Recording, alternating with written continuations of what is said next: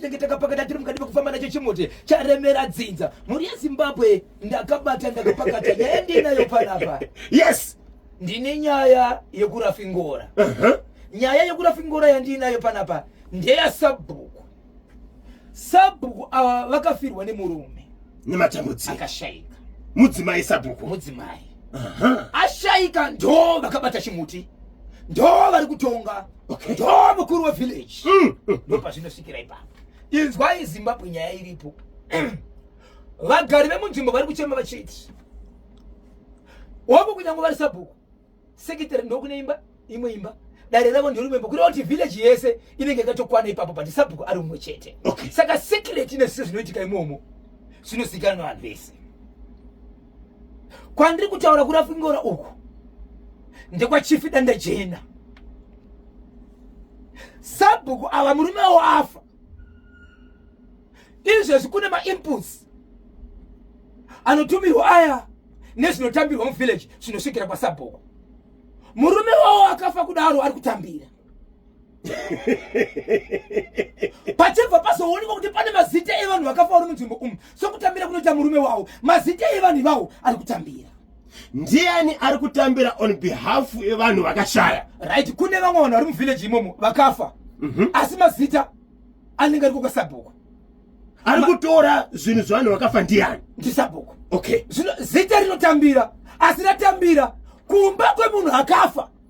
Hakusi kuenda zvinhu zvese kutambira zvazvo. Zviri kutorwa nemumwe munhu. Zvitorwa nemumwe munhu. Zvitorwa naSabhuku. Vanhu vachibva kunotambira zvakare ma-inputs wiki rapera iri. Pakatambirwa ma-inputs akanga asvika ipapo. Sabhuku ndobva vati kuvanhu, muri kuzviziva ndiri shirikazi, muri kuzviziva ndiri munhukadzi, ndikutambudzika vanhu, ndiri kukumbira munogara pasi. Shoko riri kuya nderekuti munhu wese pamusha wavo mukabvisa $3 ndinokwanisa kurarama zvakanaka. Mungagarawo sei naSabhuku nyachitambura?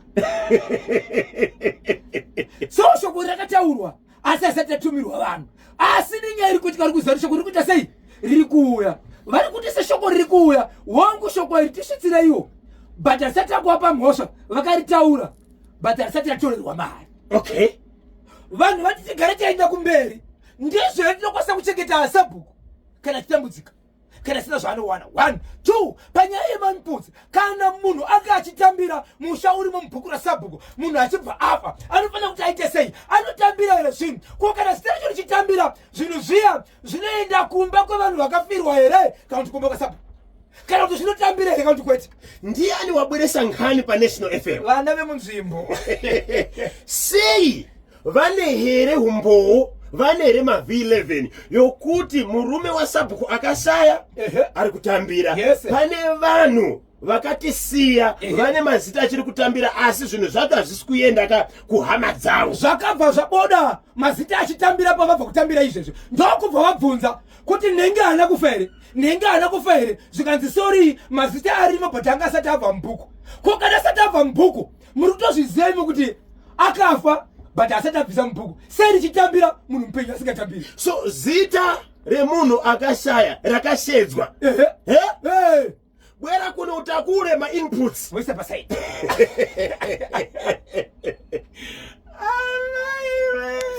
Zita munhu afa rinoitwa sei?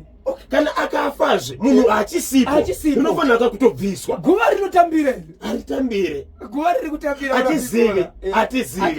atizivi tibatsirei. Inyaya yasvika kuno vateereri poitwa sei? Ndechekupicho Rafingora. But izvezvi mukoma KB nyaya iyi imbotibatsirawo kumuka. Muri kuziva kuri kutambira mazita evanhu vakafa nemazita evanhu vasipo. Hai yakazara. Maiwe.